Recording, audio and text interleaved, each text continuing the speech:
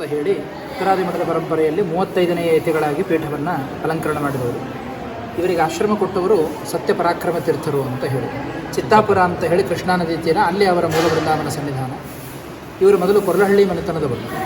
ಇವರಿಗೆ ಆಶ್ರಮ ಕೊಡಲಿಕ್ಕೆ ಕಾರಣ ಏನು ಅಂತಂದರೆ, ಈ ಸತ್ಯಪರಾಕ್ರಮ ತೀರ್ಥರು ನಿತ್ಯ ಶ್ರೀಮದಾಚಾರ್ಯರಿಂದ ರಚಿತವಾದ ಅನುವ್ಯಾಖ್ಯಾನ ಎನ್ನುವ ಗ್ರಂಥವನ್ನು ನಿತ್ಯ ಪಾರಾಯಣ ಮಾಡುವ ಪದ್ಧತಿ ಇಟ್ಟುಕೊಂಡಿರ್ತಾರೆ. ಅವರಿಗೊಂದು ಅಪೇಕ್ಷೆ ಏನು ಅಂತಂದರೆ, ಯಾರು ನಿತ್ಯದಲ್ಲಿ ಅನುವ್ಯಾಖ್ಯಾನವನ್ನು ಪಾರಾಯಣ ಮಾಡುತ್ತಾರೆ ಅವರಿಗೆ ನಮ್ಮ ಉತ್ತರಾಧಿಕಾರಿಗಳನ್ನಾಗಿ ಮಾಡಿಕೊಡ್ಬೇಕು ಅಂತ ಅಪೇಕ್ಷೆ. ಆಗ ಅವರ ಕಣ್ಣಿಗೆ ಬಿದ್ದವರೇ ಈ ಕೊರ್ಲಹಳ್ಳಿ ಮನೆತನದ ಬೋಧರಾಚಾರ್ಯರು ಅಂತ ಪೂರ್ವಾಶ್ರಮದಲ್ಲಿ ಹೆಸರಿವರಿಗೆ. ಇವರ ತಂದೆ ತಾಯಿಗಳಿಗೆ ಮಕ್ಕಳಿರುವುದಿಲ್ಲ. ಆಗ ಸವಣೂರಿಗೆ ಹೋಗಿ ಸತ್ಯಬೋಧರಾಯರನ್ನು ಸೇವೆ ಮಾಡುತ್ತಾರೆ. ಆ ಸೇವೆಯಿಂದ ಹುಟ್ಟಿದ ಕೂಸು ಇವರಾದದ್ದಕ್ಕಾಗಿ ಇವರಿಗೆ ಸತ್ಯಬೋಧಾಚಾರ್ಯರು ಅಂತ ಹೇಳಿ ನಾಮಕರಣವನ್ನು ಮಾಡುತ್ತಾರೆ. ಸಣ್ಣತನದಿಂದಲೂ ಒಳ್ಳೆಯ ಧೈರ್ಯ, ಸಾಹಸ, ಬುದ್ಧಿವಂತಿಕೆ ಎಲ್ಲವೂ ಕೂಡ ಇವರಲ್ಲಿ. ಈ ಮೊದಲಗಟ್ಟಿ ಮುಖ್ಯ ಪ್ರಾಣದೇವರು ಅಂತ ಹೇಳಿ ಇಲ್ಲಿ ಜನಮೇಜಯ ಮಹಾರಾಜರಿಂದ ಪ್ರತಿಷ್ಠಾಪಿತವಾದದ್ದು. ಹೋಗಿ ಬಂದಿದ್ದೀರಾ? ಇಲ್ಲ, ಆಮೇಲೆ ನೋಡ್ಕೊಂಡು ಬನ್ನಿ. ಅಲ್ಲಿ ಅದು ವ್ಯಾಸರಾಜರಿಂದ ಪುನಃ ಪ್ರತಿಷ್ಠಾಪಿತವಾದದ್ದು. ಆ ಮುಖ್ಯ ಪ್ರಾಣದೇವರ ಉಪಾಸಕರು ಈ ಸತ್ಯವೀರ ತೀರ್ಥರು, ಪೂರ್ವಾಶ್ರಮದಿಂದಲೂ ಕೂಡ. ಅವರ ಏಕಾಂತ ಭಕ್ತರು ಹನುಮಪ್ಪನ ಜೊತೆಗೆ ನಿತ್ಯದಲ್ಲಿ ಮಾತನಾಡುವ ಒಂದು ಸಂಪರ್ಕವನ್ನು ಇಟ್ಟುಕೊಂಡವರು. ನಿತ್ಯದಲ್ಲಿಯೂ ಕೂಡ ಇವತ್ತಿಗೂ ಶ್ರೀಮಠದಲ್ಲಿ ಒಂದು ಸಣ್ಣ ಬಂಗಾರದ ಪ್ರಾಣದೇವರಿದೆ. ಆ ಪ್ರಾಣದೇವರಿಗೆ ನಿತ್ಯ ಅನುವ್ಯಾಖ್ಯಾನದಿಂದ ಮಡಿಯಿಂದ ಜೇನುತುಪ್ಪದ ಅಭಿಷೇಕವನ್ನು ಮಾಡಿ ಭೋಜನ ಮಾಡುವ ಪದ್ಧತಿ ಇವರದು ಪೂರ್ವಾಶ್ರಮದಿಂದಲೂ ಕೂಡ. ಹೀಗಿರಬೇಕಾದಂತಹ ಸಂದರ್ಭದಲ್ಲಿ ಈ ಮೊದಲಗಟ್ಟಿ ಮುಖ್ಯ ಪ್ರಾಣದೇವರು ಏನಂತಂದರೆ, ಈ ಮೂರ್ತಿ ಧ್ವಂಸಗಳು ನಡೆದಾಗ ಅದನ್ನು ಒಡೆದು ಬಿಟ್ಟು ನದಿಯಲ್ಲಿ ಎಸೆದಿದ್ದು. ನಮ್ಮ ವ್ಯಾಸರಾಜ ಶ್ರೀಪಾದಂಗಳವರು ಭಾರತದಾದ್ಯಂತ 732ಕ್ಕಿಂತಲೂ ಅಧಿಕವಾದ ಪ್ರಾಣ ಪ್ರತೀಕಗಳನ್ನು ಪ್ರತಿಷ್ಠಾಪನೆ ಮಾಡಿದ್ದಾರೆ. ಹಾಗೆ ಪ್ರತಿ ಶನಿವಾರ ಒಂದೊಂದು ಪ್ರಾಣದೇವರನ್ನು ಪ್ರತಿಷ್ಠಾಪನೆ ಮಾಡ್ತಾ ಬರಬೇಕಾದ್ರೆ ಈ ಮೊದಲಘಟ್ಟ ಅಂತ ಈ ಪ್ರಾಂತದ ಹೆಸರಿದೆ. ಇಲ್ಲಿಗೆ ಬರ್ತಾರೆ. ಇಲ್ಲೊಂದು ಪ್ರಾಣದೇವರನ್ನು ಪ್ರತಿಷ್ಠಾಪನೆ ಮಾಡಬೇಕು ಅಂತಂದಾಗ ಅವರಿಗೆ ಸೂಚನೆ ಆಗುತ್ತೆ, ಈಗಾಗಲೇ ಈ ಊರಿನಲ್ಲಿ ಒಂದು ರೂಪದಿಂದ ಇದ್ದೇನೆ, ಮತ್ತು ಹೊಸ ಪ್ರಾಣದೇವರನ್ನ ಯಾಕೆ ಪ್ರತಿಷ್ಠಾಪನೆ ಮಾಡ್ತೀರಿ ಅಂತ ಹೇಳಿ. ಎಲ್ಲಿದ್ದೀರಿ ಅಂತ ಕೇಳಿದಾಗ ವ್ಯಾಸರಾಜರಿಗೆ ಸೂಚನೆ ಆಗುತ್ತೆ, ನಾಳೆಯ ದಿವಸ ಬೆಳಗ್ಗೆ ತುಂಗಭದ್ರಾ ನದಿ ಸ್ನಾನಕ್ಕೆ ಬನ್ನಿ. ನದಿಯಲ್ಲಿ 3 ಕಡೆಗಳಲ್ಲಿ ಬೆಂಕಿ ಕಾಣಿಸಿಕೊಳ್ಳುತ್ತದೆ, ಅಗ್ನಿಯ ಜ್ವಾಲೆಗಳು ಕಾಣಿಸಿಕೊಳ್ಳುತ್ತದೆ, ಅಲ್ಲಿ ನೀವು ಮುಳುಗಾಕ್ರಿ, ನನ್ನ ಅವಯವಗಳು ಸಿಗುತ್ತೆ ಅಂತ ಪ್ರಾಣದೇವರು ಸೂಚನೆ ಕೊಡ್ತಾರೆ. ವ್ಯಾಸರಾಜರು ಮಾರನೇ ದಿವಸ ಬೆಳಗ್ಗೆ ಅಲ್ಲಿ ಹೋದಾಗ ಬೆಂಕಿಯ ಜ್ವಾಲೆಗಳು ಕಾಣಿಸಿಕೊಳ್ಳುತ್ತದೆ. ಅಲ್ಲಿ ಮುಳುಗಾಕಿದಾಗ ಪ್ರಾಣದೇವರ ಅವಯವಗಳು 3 ಭಾಗ ಆಗಿ ಬಿದ್ದಿರ್ತದೆ. ಅದನ್ನು ತಂದು ಮೇಲ್ಗಡೆ ತಂದು ಜೋಡಿಸ್ತಾರೆ. ಊರಿನವರೆಲ್ಲ ಒಡೆದ ಪ್ರತಿಮೆಯನ್ನು ಹೇಗೆ ಪೂಜೆ ಮಾಡುವುದು ಅಂತ ಕೇಳ್ತಾರೆ. ಆಗ ವ್ಯಾಸರಾಜರು ಇಲ್ಲ, ಇದಕ್ಕೆ ಪುನಃ ಪ್ರತಿಷ್ಠಾಪನೆ ಮಾಡಿದೆ, ಜನಮೇಜಯ ಮಹಾರಾಜರಿಂದ ಪ್ರತಿಷ್ಠಾಪಿತವಾದದ್ದು, ನಿತ್ಯ ಸನ್ನಿಧಾನ ಮಾತನಾಡುವ ಹನುಮಪ್ಪ ಇವನು, ಆದ್ದರಿಂದಾಗಿ ಪೂರ್ಣ ಸನ್ನಿಧಾನ ಇರುತ್ತದೆ. 48 ದಿವಸಗಳ ಕಾಲ ಗುಡಿ ಬಾಗಿಲು ತೆಗಿಬಾರದು, ಬೆನ್ನಿನ ಭಾಗದಲ್ಲಿ ಪೂಜೆ ನಡೀಬೇಕು ಅಂತ ಹೇಳಿ ಸೂಚನೆ ಕೊಡ್ತಾರೆ. ಸರಿ ಅಂತ ಹೇಳಿ ತಾವು ತಂದ ಪ್ರತಿಮೆಯನ್ನು ಇಲ್ಲಿ ಹತ್ತಿರದಲ್ಲಿ ಒಂದು ರಾಟಿ ಅಂತ ಒಂದು ಪುಟ್ಟ ಗ್ರಾಮ, ಅಲ್ಲಿ ಪ್ರತಿಷ್ಠಾಪನೆ ಮಾಡಿ ವ್ಯಾಸರಾಜರು ಸಂಚಾರಕ್ಕಾಗಿ ತೆರಳುತ್ತಾರೆ. ಅರ್ಚಕನಿಗೆ ಕುತೂಹಲ, ಒಂದು ಮಂಡಲ ಮುಗಿಲಿಕ್ಕೆ ಇನ್ನೊಂದು ದಿವಸ ಬಾಕಿ ಇರುತ್ತದೆ. ಅವನಿಗೆ ದಿವಸ ನಿತ್ಯದಲ್ಲಿ ಬೆನ್ನಿನಲ್ಲಿ ಪೂಜೆ ಮಾಡ್ತಾ ಇದ್ದೇವೆ, ಮುಂದೆ ಏನಾಗಿರಬಹುದು ಅಂತ ಹೇಳಿ ಒಂದು ದಿವಸ ಮುಂಚಿತವಾಗಿ ಗುಡಿ ಬಾಗಿಲನ್ನು ತೆಗೆಯುತ್ತಾನೆ. ಆಗ ಪ್ರಾಣದೇವರ 3 ಭಾಗಗಳಾಗಿರತಕ್ಕಂಥ ಅವಯವ ಪೂರ್ಣವಾಗಿ ಕೂಡಿಕೊಂಡಿರುತ್ತದೆ. ಒಂದು ಭಾಗ ಮಾತ್ರ ಕ್ರ್ಯಾಕ್ಸ್ ಹಾಗೆ ಉಳಿದಿದೆ, ಒಂದು ದಿವಸ ಮುಂಚಿತವಾಗಿ ತೆಗೆದಿದ್ದಕ್ಕೆ.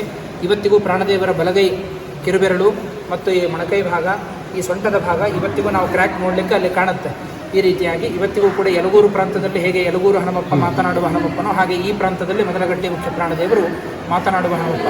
ಭಕ್ತರ ಏನೇ ಅಭಿಷ್ಟಗಳಿದ್ದರೂ ಕೂಡ ಅಲ್ಲಿ ಹೋಗಿ ಪ್ರಾರ್ಥನೆ ಮಾಡಿದರೆ ಪ್ರಸಾದ ರೂಪದಲ್ಲಿ ಶನಿವಾರದ ದಿವಸ ಅವರ ಅಭೀಷ್ಟಗಳನ್ನು ಆ ಮುಖ್ಯ ಪ್ರಾಣದೇವರು ಮತ್ತು ಅವರು ಈಡೇರಿಸ್ತಕ್ಕಂಥವರು. ಅಂತಹ ಪ್ರಾಣದೇವರು ಉಪಾಸಕರು ಈ ಸತ್ಯವೀರ ತೀರ್ಥರು. ಅದ್ಯಾಪಿ ಇಲ್ಲಿ ಮಠದಲ್ಲಿ ಪ್ರತೀತಿ ಏನಂತಂದರೆ, ಆರಾಧನೆಯಲ್ಲಾಗಲಿ ಬೇರೆ ದಿವಸಗಳಲ್ಲಾಗಲಿ ಎಷ್ಟೇ ಜನ ಬಂದರೂ ಕೂಡ ಮಠದ ಬಲಭಾಗದಲ್ಲಿ ಇಲ್ಲಿ ಯಾರೂ ಮಲಗುವಂತೆ ಇಲ್ಲ ಈ ಪಕ್ಕ. ಕಾರಣ ಏನಂತಂದರೆ, ಈ ಬಾಗಿಲಕ್ಕೆ ನೈಋತ್ಯ ದಿಕ್ಕಿನ ಬಾಗಿಲು ಸತ್ಯವೀರ ದ್ವಾರ ಅಂತಲೇ ಹೆಸರದಕ್ಕೆ. ಇದು ಕೇವಲ ನಮ್ಮ ಬ್ರಾಹ್ಮಣರ ನಂಬಿಕೆ ಅಲ್ಲ, ಇದು ಸುತ್ತಮುತ್ತಲಿರೋರೆಲ್ಲ ಮುಸಲ್ಮಾನ ಜನಾಂಗ. ಅವರನ್ನು ಕೇಳಿದರೂ ಸಹಿತ ಇವರನ್ನು ಅಜ್ಜ ಅವರು ಅಂಥೇಳಿ ಕರೀತಾರೆ.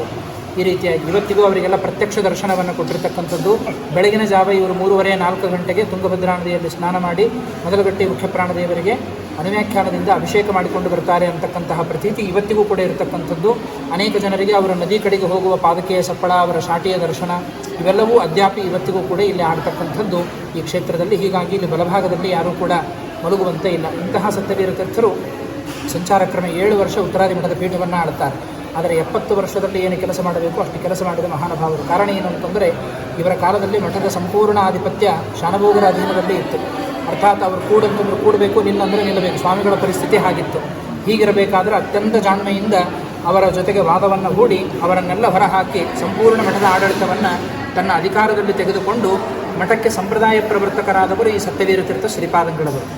ಏನು ಅಂತಂದರೆ, ಮಠದಲ್ಲಿ ಮೊದಲು ಆಷಾಢ ಬಹುಳ ಪಂಚಮಿ ಆ ಕಾಲದಲ್ಲಿ ಚಾತುರ್ಮಾಸ್ಯಕ್ಕೆ ಕೂಡುವ ಪದ್ಧತಿ ಇತ್ತು, ಟೀಕಾರಾಯರ ಆರಾಧನೆ. ಆದರೆ ಈಗ ನಾವು ಸತ್ಯಾತ್ಮರ ಕಾಲದಲ್ಲಿ ನೋಡುವುದೇನು ನೋಡುತ್ತೇವೆ, ಆಷಾಢ ಕೃಷ್ಣ ದಶಮಿ ಎಂದು ಚಾತುರ್ಮಾಸ್ಯಕ್ಕೆ ಕೂಡುವುದನ್ನು ನೋಡುತ್ತೇವೆ.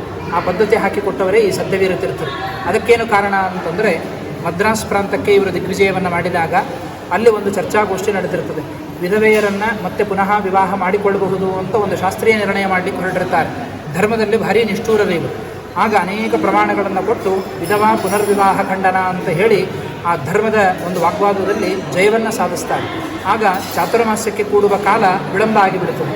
ಆಗ ಆಷಾಢ ಕೃಷ್ಣ ದಶಮಿ ಎಂದು ಇವರು ಮತ್ತೆ ಚಾತುರ್ಮಾಸ್ಯ ಸಂಕಲ್ಪವನ್ನು ಆ ಸಂದರ್ಭದಲ್ಲಿ ಇವರು ಮಾಡ್ತಕ್ಕಂಥವರಾಗ್ತಾರೆ. ಆಗ ಕೆಲವರು ಇವರಿಗೆ ಕೀಟ್ಲೆ ಮಾಡುತ್ತಾರೆ. ಸ್ವಾಮಿಗಳಿಗೆ ಧರ್ಮದಲ್ಲಿ ಬಹಳ ದೀಕ್ಷೆ, ಧರ್ಮವನ್ನು ಉಳಿಸುವ ನೆಪದಲ್ಲಿ ಮಠದ ಸಂಪ್ರದಾಯಗಳನ್ನೆಲ್ಲ ಮುರಿತಾ ಇದ್ದಾರೆ ಅಂತ ಹೇಳಿ ಅದನ್ನು ಪ್ರಮಾಣಬದ್ಧವಾಗಿ ಹೇಳ್ತಾರೆ. ನಾನು ಮಠದ ಸಂಪ್ರದಾಯ ಮುರಿದಿಲ್ಲ, ಪ್ರಾಮಾಣಿಕವಾಗಿಯೇ ಚಾತುರ್ಮಾಸ್ಯಕ್ಕೆ ಕೂತಿದ್ದೇನೆ ಅಂತ ಹೇಳಿ. ಯಾಕೆಂದರೆ ಚಾತುರ್ಮಾಸ್ಯಕ್ಕೆ ಕೂಡಲಿಕ್ಕೆ ಪಂಚಮ್ಯಂತಹ ಶುಭಾವಹ ಮೀಯೇ ಅಂತವಾಗಿ ಉಳ್ಳ 5 ತಿಥಿಗಳು ಚಾತುರ್ಮಾಸ್ಯ ಕೂಡುವುದಕ್ಕೆ ಯೋಗ್ಯವಾದ ತಿಥಿಗಳು. ಯಾವುದ್ಯಾವುದು? ಮೀ ಅಂತವಾಗಿ ಉಳ್ಳದ್ದು. ಪಂಚಮಿ, ಸಪ್ತಮಿ, ಅಷ್ಟಮಿ, ನವಮಿ, ದಶಮಿ ಅಂತ ಹೇಳಿ ಮುಂದೆಲ್ಲೂ ಮೀ ಬರುವುದಿಲ್ಲ.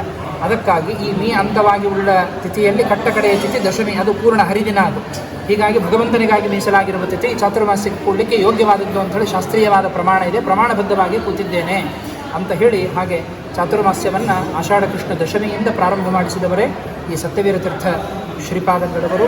ಹಾಗೆಯೇ ಮುಂದೆ ಇವರು ಅರಣಿ ಸಂಸ್ಥಾನಕ್ಕೆ ಬಂದಾಗ ಅಲ್ಲಿಯ ರಾಜನಿಗೆ ಗಂಡು ಸಂತಾನ ಇರುವುದಿಲ್ಲ, 6 ಹೆಣ್ಣು ಸಂತಾನಗಳಾಗಿರುತ್ತದೆ. ಪ್ರತಿ ಸಲ ಗರ್ಭಧಾರಣೆ ಮಾಡಿದಾಗಲೂ ಕೂಡ ಜ್ಯೋತಿಷ್ಕರು ಹೆಣ್ಣು ಸಂತಾನ ಆಗುತ್ತೆ ಅಂತ ಹೇಳುತ್ತಾರೆ. 7ನೇ ಗರ್ಭವನ್ನು ಧಾರಣೆ ಮಾಡಿರುತ್ತಾಳೆ ಅರಣಿ ಸಂಸ್ಥಾನದ ರಾಜರ ಹೆಂಡತಿ. ಆಗಲೂ ಕೂಡ ಜ್ಯೋತಿಷ್ಕರು ಇದು 7ನೇ ಸಂತಾನವೂ ಹೆಣ್ಣು ಸಂತಾನ, ಇದು ಕಟ್ಟಕಡೆಯ ಸಂತಾನ ಅಂತಲೇ ಜ್ಯೋತಿಷ್ಯ ಹೇಳಿರ್ತಾರೆ. ಆಗ ಸತ್ಯವೀರ ತೀರ್ಥರು ಮದ್ರಾಸ್ ದಿಗ್ವಿಜಯವನ್ನು ಮುಗಿಸಿಕೊಂಡು ಅರಣಿ ಸಂಸ್ಥಾನಕ್ಕೆ ಬಂದಾಗ ಪೂಜೆ ಎಲ್ಲ ಮುಗಿದ ಮೇಲೆ ಫಲಮಂತ್ರಾಕ್ಷತೆ ಕೊಡಬೇಕಾದರೆ ರಾಜಪತ್ನಿಗೆ ಸತ್ಪುತ್ರವತಿ ಭವ ಅಂತ ಆಶೀರ್ವಾದ ಮಾಡುತ್ತಾರೆ. ರಾಜನಿಗೆ ಆಶ್ಚರ್ಯ ಆಗುತ್ತೆ. ಊರಿನವರಿಗೆಲ್ಲ ಕುತೂಹಲ. ಆ ಸಂದರ್ಭದಲ್ಲಿ ಜ್ಯೋತಿಷ್ಕರ ಮಾತು ಸತ್ಯ ಆಗುತ್ತೋ, ಸ್ವಾಮಿಗಳ ಮಾತು ಸತ್ಯ ಆಗುತ್ತೋ ಅಂತ ಹೇಳಿ ಕಾಲ ನಿರೀಕ್ಷಣೆ ಮಾಡುತ್ತಾರೆ. ಇವರ ಒಂದು ವಾಕ್ಸಿದ್ಧಿ ಅನುವ್ಯಾಖ್ಯಾನ ಪಾರಾಯಣದ ಒಂದು ಪ್ರಭಾವ ರಾಮದೇವರ ಅನುಗ್ರಹದಿಂದ ಅರಣಿ ಸಂಸ್ಥಾನದ ಮಹಾರಾಜರಿಗೆ ಅಲ್ಲಿ ಆ ಸಂದರ್ಭದಲ್ಲಿ ಆ ಶ್ರೇಷ್ಠವಾದ 7ನೇ ಸಂತಾನ, ಅದು ಗಂಡ ಸಂತಾನ ಅಂತಕ್ಕಂಥದ್ದು ಅವರಿಗಾಗುತ್ತೆ. ಆ ನಿಮಿತ್ತಕವಾಗಿ ಅರಣಿ ಸಂಸ್ಥಾನದ ಮಹಾರಾಜರು ನೀವು ಇಲ್ಲೇ ಇರಬೇಕು ಅಂತ ಹೇಳಿದಾಗ, ಇಲ್ಲ ನಾವು ಪ್ರಾಣದೇವರ ಉಪಾಸಕರು, ತುಂಗಭದ್ರಾ ನದಿ ತೀರದಲ್ಲಿ ವೃಂದಾವನಸ್ಥರಾಗ್ತೇವೆ ಅಂತ ಹೇಳಿ ಅದರ ಪ್ರತೀಕವಾಗಿ ಸತ್ಯವಿಜಯನಗರದಲ್ಲಿ ಇವತ್ತಿಗೂ ಕೂಡ ಅವರ ಆರಾಧನೆ ನಡೆಯುತ್ತೆ. ಅವರ ಮೃತ್ತಿಕಾ ವೃಂದಾವನ ಸನ್ನಿಧಾನವನ್ನು ಸತ್ಯವಿಜಯನಗರದಲ್ಲಿ ನಾವು ನೋಡ್ತಕ್ಕಂಥವರಾಗ್ತೇವೆ. ಇಂತಹ ಸತ್ಯವೀರ ತೀರ್ಥ ಶ್ರೀಪಾದಂಗಳವರು ಮಾಡಿದ ಕಾರ್ಯಗಳು ಅನೇಕ ವಿಧವಾಗಿರತಕ್ಕಂಥದ್ದು. ಇವರು ನಿರ್ಯಾಣದ ಸಮಯವನ್ನು ರುದ್ರದೇವರಿಂದ ಸೂಚನೆ ಪಡೆದುಕೊಂಡವರು. ಇಲ್ಲಿ ಹಿಂಬದಿಯಲ್ಲಿ ಒಂದು ರುದ್ರದೇವರ ಗುಡಿ ಇದೆ, ಆ ಶೆಡ್ ಪಕ್ಕದಲ್ಲಿ ಪ್ರಾಚೀನವಾದ ರುದ್ರದೇವರ ಗುಡಿ ಅದು. ಆ ರುದ್ರದೇವರು ಬ್ರಾಹ್ಮಣ ರೂಪದಿಂದ ಮಠಕ್ಕೆ ಬರುತ್ತಾರೆ. ಆಗ ಸತ್ಯವೀರ ತೀರ್ಥರು ಪೂಜಾ ಕಾಲದಲ್ಲಿ ಅವರಿಗೆ ಗೌರವವನ್ನು ಸೂಚನೆಯನ್ನು ಮಾಡಿ ಪೂಜೆ ಮುಗಿದ ಮೇಲೆ ಮೊದಲು ಅವರಿಗೆ ಗಂಧ ಅಕ್ಷತಾದಿಗಳನ್ನು ಕೊಟ್ಟು ಅನಂತರದಲ್ಲಿ ಅವರು ಮೊದಲು ಊಟಕ್ಕೆ ಕೂಡಿಸಿ ವಸ್ತ್ರಾದಿಗಳನ್ನು ದಾನ ಮಾಡುತ್ತಾರೆ. ದಾನ ಮಾಡಿದ ಮೇಲೆ ಮಠದಲ್ಲಿರುವ ದಿವಾನರಿಗೆ, ಹಿರಿಯರಿಗೆ ಎಲ್ಲರಿಗೂ ಸಂಕೋಚ ಆಗುತ್ತೆ. ಸ್ವಾಮಿಗಳು ನಿತ್ಯ ನಮ್ಮನ್ನು ಮೊದಲು ಕರೆದು ತೀರ್ಥ ಕೊಡ್ತಾ ಇದ್ದರು, ಇವತ್ತು ಯಾರೋ ಹೊಸ ಬ್ರಾಹ್ಮಣ ಬಂದಿದ್ದಾನೆ, ಇವನಿಗೆ ಇಷ್ಟು ಮರ್ಯಾದೆ ಮಾಡ್ತಾ ಇದ್ದಾರಲ್ಲ ಅಂತ ಹೇಳಿ ಅವರು ಊಟ ಮಾಡುತ್ತಾರೆ. ಮಂತ್ರಾಕ್ಷತೆ ಹೊತ್ತಿಗೆ ಆ ಬ್ರಾಹ್ಮಣ ಕಾಣುವುದಿಲ್ಲ, ಅದೃಶ್ಯ ಆಗಿಬಿಡ್ತಾನೆ. ದಿವಾನರು, ಮಠದ ಸಿಬ್ಬಂದಿ ಎಲ್ಲ ಬಂದು ಕೇಳಿದ್ರು, ಸ್ವಾಮಿ ಯಾರವರು ಹೊಸ ಬ್ರಾಹ್ಮಣ ಇಷ್ಟು ಮರ್ಯಾದೆ ಮಾಡಿದಾರಲ್ಲ ಅಂತ ಕೇಳಿದಾಗ ರುದ್ರದೇವರ ಗುಡಿ ಬಾಗಿಲು ಹಾಕಿಲ್ಲ, ಬಾಗಿಲು ಹಾಕ್ಕೊಂಡು ಬರ್ರಿ ಅಂತ ಕಳಿಸ್ತಾರೆ. ಸರಿ ಅಂತ ಹೇಳಿ ಪಂಡಿತ ವರ್ಗ ಎಲ್ಲ ರುದ್ರದೇವರ ಗುಡಿಗೆ ಹೋದರೆ ಸ್ವಾಮಿಗಳು ಕೊಟ್ಟ ಪಾತ್ರೆ ವಸ್ತ್ರಗಳೆಲ್ಲವೂ ಆ ಲಿಂಗದ ಮೇಲೆ ಇರ್ತದೆ. ಆಗ ಬಂದ ಗಾಬರಿಗೊಂಡು ಹೇಳ್ತಾನೆ. ಗಾಬರಿಗೊಂಡು ಹೇಳಿದಂತಹ ಸಂದರ್ಭದಲ್ಲಿ ಸತ್ಯವೀರರು ಆಗ ಸೂಚನೆ ಕೊಡ್ತಾರೆ, ನಾವು ಮುಂದೆ ಬರುವಂತಹ ಕಾರ್ತೀಕ ಶುದ್ಧ ದಶಮಿ ಅವತ್ತಿನ ದಿವಸ ಈ ಪಂಚಭೌತಿಕ ದೇಹವನ್ನು ತ್ಯಾಗ ಮಾಡಿ ವೃಂದಾವನಸ್ಥರಾಗ್ತೇವೆ. ಆ ಸಮಯವನ್ನು ಕಾಲನಾಮಕರಾದ ರುದ್ರದೇವರು ಮತ್ತೆ ನಮಗೆ ಸೂಚನೆಯನ್ನು ಕೊಟ್ಟಿದ್ದಾರೆ ಅಂತ ಹೇಳಿ ಆ ಸಂದರ್ಭದಲ್ಲಿ ಹೇಳಿ, ನಮ್ಮ ವೃಂದಾವನ ಈ ಸ್ಥಳದಲ್ಲಿ ಹೀಗಿರಬೇಕು ಅಂತ ಹೇಳಿ ಅದನ್ನು ಮೊದಲೇ ನಿರ್ಮಾಣವನ್ನು ಮಾಡಿಸಿ ಅದರ ವ್ಯವಸ್ಥೆಯನ್ನು ಮಾಡಿಕೊಂಡಂತಹ ಮಹಾನುಭಾವರು. ಮತ್ತು ಇವರ ಸನ್ನಿಧಾನದಲ್ಲಿ ಇನ್ನೂ 4 ಜನ ಯತಿಗಳ ಒಂದು ವಿಶಿಷ್ಟ ಸನ್ನಿಧಾನ. ಇವರು ಮೊದಲು ಇವರ ದೇಹವನ್ನು ಹಿಂಬದಿಯಲ್ಲಿ ಒಂದು ಬೇವಿನಗಡೆ ಇದೆ, ಅಲ್ಲಿ ಇಟ್ಟಿರ್ತಕ್ಕಂಥದ್ದು. ಆಮೇಲೆ ಪುನಃ ಪ್ರತಿಷ್ಠಾಪನೆ ಈ ಸ್ಥಳದಲ್ಲೇ ಆಗಿರತಕ್ಕಂಥದ್ದು. ಮೊದಲು ಅವರು ಕಾಲ ಆದ ತಕ್ಷಣ ಒಂದು ಕಡೆಗೆ ಭೂಗತ ಮಾಡುತ್ತಾರೆ, ಮತ್ತು ಆಮೇಲೆ ಒಂದು ಮಂಡಲ ಆದ ಮೇಲೆ ವೃಂದಾವನ ನಿರ್ಮಾಣ ಮಾಡಿ ಇನ್ನೊಂದು ಕಡೆಗೆ ವೃಂದಾವನ ಪ್ರತಿಷ್ಠಾಪನೆ. ಇದು ಸನ್ಯಾಸ ಪದ್ಧತಿ ಇದು. ಹೀಗೆ ಇರಬೇಕಾದರೆ ನಿತ್ಯದಲ್ಲಿಯೂ ಕೂಡ ಒಂದು ಹಾವು ಬಂದು ಒಂದು ಬಂಡೆಗಲ್ಲ ಮೇಲೆ ಕೂಡೋದು, ನದಿಗೆ ಹೋಗೋ ಜಾಗ ಅದು. ಆಗ ಅರ್ಚಕರಿಗೆ ಮುಂದೆ ಇಲ್ಲಿ ಪ್ರತಿಷ್ಠಾಪನೆ ಆದಮೇಲೆ ಆ ಬಂಡೆಗಲ್ಲನ್ನು ತಂದು ಒಳಗಡೆ ಇಡ್ತಾರೆ. ಒಳಗಡೆ ಇಟ್ಟಂತಹ ಸಂದರ್ಭದಲ್ಲಿ ನಿತ್ಯ ಒಂದು ಹಾವು ಬಂದು ಅದರ ಮೇಲೆ ಕೂಡೋದು. ಹಾವು ಬಂದು ಕೂಡಬೇಕಾದಂತಹ ಸಂದರ್ಭದಲ್ಲಿ ಏನಿದು ನಿತ್ಯ ಹಾವು ಅನ್ನೋದೇ ಭಯಜನಕ ಮೊದಲು. ಇನ್ನು ಒಳಗಡೆ ಹೋಗಿ ಪೂಜೆ ಮಾಡುವುದು ಹೇಗೆ? ಆಗ ಪ್ರಾರ್ಥನೆ ಮಾಡಿದಾಗ ಶ್ರೀಮಠ್ ಟೀಕಾಕೃತ್ಪಾದರು ಆ ಸಂದರ್ಭದಲ್ಲಿ ಅವರಿಗೆ ಸೂಚನೆ ಕೊಡ್ತಾರೆ, ನಿತ್ಯದಲ್ಲಿಯೂ ಇವರಿಗೆ ನ್ಯಾಯಸುಧಾ ಗ್ರಂಥವನ್ನು ಪಾಠ ಮಾಡುವುದಕ್ಕಾಗಿ ನಾವು ಒಂದು ರೂಪದಿಂದ ಇಲ್ಲಿ ಇರ್ತೇವೆ ಅಂತ ಹೇಳಿ ಆ ಬಂಡೆಗಲ್ಲಲ್ಲಿ ಶೇಷದೇವರ ಸನ್ನಿಹಿತರಾಗಿ ಜೈತೀರ್ಥರ ಒಂದು ಸನ್ನಿಧಾನ. ಆಮೇಲೆ ನೀವು ಆ ಕಡೆಗೆ ಎದ್ದು ನೋಡ್ಬೋದು, ಸೈಡಿಗೆ ಒಂದು ಬಂಡೆಗಲ್ಲಿಗೆ ಗಂಧಾಕ್ಷತೆ ಹಚ್ಚಿದ್ದೇವೆ, ಅಲ್ಲಿ ಶ್ರೀಮದ್ ಜೈತೀರ್ಥರ ಒಂದು ಸನ್ನಿಧಾನ. ಹಾಗೆಯೇ ಪ್ರತೀತಿ ಏನಂದರೆ ಇಲ್ಲಿ ರಾತ್ರಿ ಕಾಲದಲ್ಲಿ ಅವರಿಗೆ ನ್ಯಾಯಸುಧಾ ಗ್ರಂಥದ ಪಾಠ ಆಗುತ್ತೆ. ಎಷ್ಟೋ ಜನರಿಗೆ ಬೆಳಗಿನ ಜಾವ 3:30-4 ಗಂಟೆಗೆ ಇಲ್ಲಿ ವೇದಘೋಷಗಳು ಪಾಠ ಹೇಳುವ ಶಬ್ದಗಳು ಇವತ್ತಿಗೂ ಕೇಳಿದ್ದು ಇಲ್ಲಿ ಅನೇಕ ಜನರಿಗೆ ಇದು ವೇದ್ಯವಾಗಿರತಕ್ಕಂಥದ್ದು. ತಾವು ಕಲಿತಂತಹ ಪಾಠವನ್ನು ಅವರು ಮಧ್ಯಾಹ್ನದಲ್ಲಿ ಹೋಗಿ ಮಳಖೇಡ ಕ್ಷೇತ್ರದಲ್ಲಿ ಅದನ್ನು ಒಪ್ಪಿಸ್ತಾರೆ ಅಂತ ಹೇಳಿ. ಹೀಗಾಗಿ ರಘುನಾಥ ತೀರ್ಥರ ವೃಂದಾವನದ ಹಿಂಬದಿಯಲ್ಲಿ ಮಳಖೇಡದಲ್ಲಿ ಸತ್ಯವೀರರ ಸನ್ನಿಧಾನ ಇದೆ. ನಿತ್ಯ ಅಲ್ಲಿ ಹಸ್ತೋದಕಾದಿಗಳು ಅಲ್ಲಿ ಮಳಖೇಡದಲ್ಲಿ ಇವರಿಗೆ ಅಲ್ಲಿ ನಡೀತಕ್ಕಂಥದ್ದು. ಮತ್ತು ಅದಲ್ಲದೇನೆ ಇದರ ಮೇಲ್ಭಾಗದಲ್ಲಿ ಒಂದು ನಾಮವನ್ನು ಹಚ್ಚಿದ್ದೇವೆ ವೃಂದಾವನದಲ್ಲಿ, ರೈಟ್ ಸೈಡ್ ಒಂದು ಬೆಳ್ಳಿ ನಾಮ ಇದೆ. ಅದರ ಕೆಳಗಡೆ ಒಂದು ತೂತಿದೆ, ಆ ಕೆಳಗಡೆ ಒಂದು ಸಣ್ಣ ಹೋಲಿದೆ. ಆ ಹೋಲಿದೆಯನ್ನು ಅದನ್ನು ಮೊದಲಲ್ಲಿ ತುಳಸಿ ಕಾಷ್ಟವನ್ನು ಚುಚ್ಚಿ ಅದಕ್ಕೆ ತುಳಸಿ ಮಾಲೆಯನ್ನು ಹಾಕ್ತಾ ಇದ್ರು. ಅಲ್ಲಿ ಒಂದು ದುಂಬಿ ಒಳಗಡೆ ಪ್ರವೇಶ ಮಾಡುತ್ತೆ, ಹೂವಿನ ಮೇಲೆ ಕೂಡ್ತಕ್ಕಂತಹ ಭ್ರಮರ ಒಳಗಡೆ ಪ್ರವೇಶ ಮಾಡುತ್ತೆ. ಅದು ಎಷ್ಟೊತ್ತಾದರೂ ಹೊರಗಡೆ ಬರುವುದಿಲ್ಲ. ಹಸ್ತೋದಕ ಮಾಡುವ ಕಾಲದಲ್ಲಿ ಪೂರ್ವ ಅರ್ಚಕರಿಗೆ ಸೂಚನೆಯಾಗುತ್ತೆ. ತಿರುಕೊಯ್ಲೂರು ನಿವಾಸಿಗಳಾದ ರಘುತ್ತಮ ತೀರ್ಥ ಶ್ರೀಪಾದಂಗಳವರು ಇವರಿಗೆ ಭಾವಬೋಧ ಗ್ರಂಥವನ್ನು ಪಾಠ ಮಾಡುವುದಕ್ಕಾಗಿ ದುಂಬಿಯ ರೂಪದಿಂದ ಈ ವೃಂದಾವನದಲ್ಲಿ ಪ್ರವೇಶವನ್ನು ಮಾಡಿರ್ತಕ್ಕಂತಹ ರಘುತ್ತಮರ ಒಂದು ಸನ್ನಿಧಾನ. ಇನ್ನು ಕೆಳಭಾಗದಲ್ಲಿ 2 ಕಡೆಗೆ ಅಲ್ಲಿ ತುಳಸಿ ಮಾಲೆಯನ್ನು ಹಾಕಿದ್ದೇವೆ. ಅಲ್ಲಿ ಪ್ರಾತಸ್ಮರಣೀಯರಾದ ಸತ್ಯಪ್ರಮೋದ ತೀರ್ಥ ಶ್ರೀಪಾದಂಗಳವರು ಇಲ್ಲಿ ಸಂಚಾರ ಕ್ರಮೇಣ ಬಂದಾಗ ಉಪಾಸನೆಗಾಗಿ ಗರ್ಭಾಗಾರದಲ್ಲಿ ಕೂತಂತಹ ಸಂದರ್ಭದಲ್ಲಿ ಅವರಿಗೆ ಅಲ್ಲಿ ಬಲಬದಿಯಲ್ಲಿ ಎಡಬದಿಯಲ್ಲಿ ಇವರ ಆಶ್ರಮ ಶಿಷ್ಯರಾದ ಸತ್ಯಧೀರ ತೀರ್ಥರು ಸತ್ಯಧ್ಯಾನ ತೀರ್ಥರು ಪ್ರತ್ಯಕ್ಷವಾಗಿ ದರ್ಶನ ಕೊಟ್ಟಂತಹ ಒಂದು ಸ್ಥಳ ಅದು. ಹೀಗಾಗಿ ಇಲ್ಲಿ ಕೆಳಗಡೆ ಸತ್ಯಧೀರರು ಮತ್ತು ಸತ್ಯಧ್ಯಾನರ ಒಂದು ಸನ್ನಿಧಾನ. ಹೀಗೆ ಇಲ್ಲಿ ನಿತ್ಯದಲ್ಲಿಯೂ ಜಯತೀರ್ಥರು, ರಘುತ್ತಮರು, ಸತ್ಯವೀರರು, ಸತ್ಯಧೀರರು, ಸತ್ಯಧ್ಯಾನರು 5 ಜನ ಯತಿಗಳಿಗೆ ನಿತ್ಯ ಹಸ್ತೋದಕಾದಿಗಳು ಎಲ್ಲವೂ ಕೂಡ ಈ ಕ್ಷೇತ್ರದಲ್ಲಿ ನಡೆಯುತ್ತೆ. ಇವರ ಹೆಸರೇ ವೀರರು ಅಂತ ಹೇಳಿ. ಆರಬ್ಧಸ್ಯ ಅಂತಗಾವತ್ತು, ಪ್ರಾರಂಭ ಮಾಡಿದ ಕೆಲಸವನ್ನು ಯಾರು ಪೂರ್ಣ ಮಾಡಿ ಮುಗಿಸ್ತಾರೆ ಅವರನ್ನು ವೀರರು ಅಂತ ಕರೀತಾರೆ. ಹೀಗಾಗಿ ನಾವು ಯಾವುದೇ ಒಂದು ಹೊಸ ಕಾರ್ಯವನ್ನು ಮಾಡಬೇಕಾದರೂ ಇವರಲ್ಲಿ ಬಂದು ಪ್ರಾರ್ಥನೆಯನ್ನು ಮಾಡಿ ನಾವೊಂದು ಫಲನ್ಯಾಸವನ್ನು ಮಾಡಿದ್ವಿ ಅಂತಂದರೆ ಅವರು ಹಿಡಿದಂತಹ ಕೆಲಸವನ್ನು ಪೂರ್ಣ ಮಾಡಿ ಮುಗಿಸುವ ಜವಾಬ್ದಾರಿಯನ್ನು ಈ ಗುರುಗಳು ಅವರು ತೆಗೆದುಕೊಡುತ್ತಾರೆ.